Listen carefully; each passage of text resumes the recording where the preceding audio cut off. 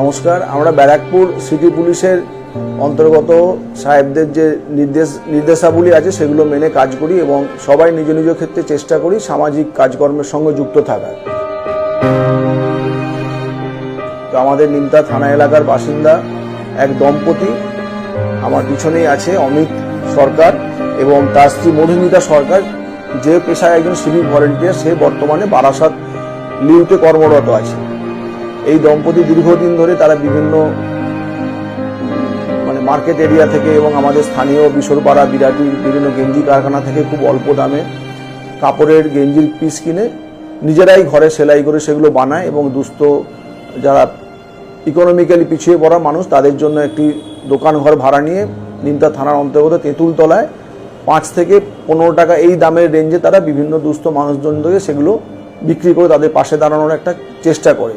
আমার ডিউটির শেষে আমি আমার একটা দোকান রয়েছে যার নাম হচ্ছে গরিব বাজার। অসহায় দুস্থ বাচ্চাদের যেখানে জামা কাপড় পাওয়া যায় 5 টাকা থেকে 10 টাকা। ডিউটি আওয়ার্সের ব্যাপারে তো কম্প্রোমাইজ করার খুব একটা সুযোগ থাকে না, যেহেতু সবাইকেই ডিউটিটা করতে হয়।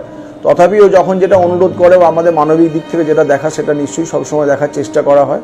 বাইরে থেকে অনেক কমে কিছু টুকরো কাপড় পাওয়া যায়, সেগুলো নিজে কেটে নিজে সেলাই করে তারপর আমার গরিব বাজারে সেগুলো বিক্রি করি। সমাজে পিছিয়ে পড়া অসহায় দুস্থদের পাশে থাকার জন্য সবসময় চেষ্টা করি, এটাই আমার উদ্দেশ্য আর লক্ষ্য।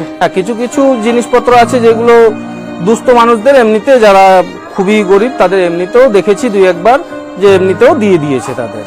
আর এই কাজকে কোনো শব্দ দিয়ে আমরা প্রশংসা করতে পারবো না, কারণ এটা এমনই একটা কাজ যেটা আমাদের মানুষের যেটা সার্বিক মিনিমাম যে প্রয়োজন, অন্ন বস্ত্র বাসস্থান, তার একটির মধ্যে পড়ে। ছোট থেকে খুব কষ্ট পেয়েছি, জামা কাপড় খাবার সব দিক থেকে।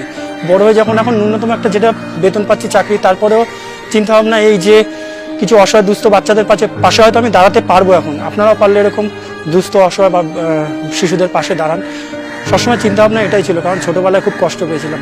এবং আমি এই জিনিসটাকে আমি একে সমর্থন করি যে হ্যাঁ, এরা সিভিকের কাজ করেও এসে গরিব মানুষের কিছু হেল্প করে। এটা সিভিক ভলেন্টিয়ার, এটা আমাদের সবাইকে উৎসাহ দান করে এবং একটা আদর্শের পথ চলতে পথ দেখায়।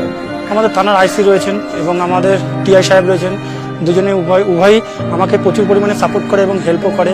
আর বিশেষ করে আমার বাবা মা, আমার ওয়াইফ, বাড়ির লোক সবাই আমার খুব সাপোর্ট করে।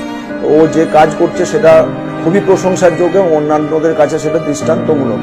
এটা আমরা সবাই আশা রাখি যে ও এই কাজ আগামী দিনে করে যাবে এবং আমরা সবসময় পাশে থাকার চেষ্টা করব।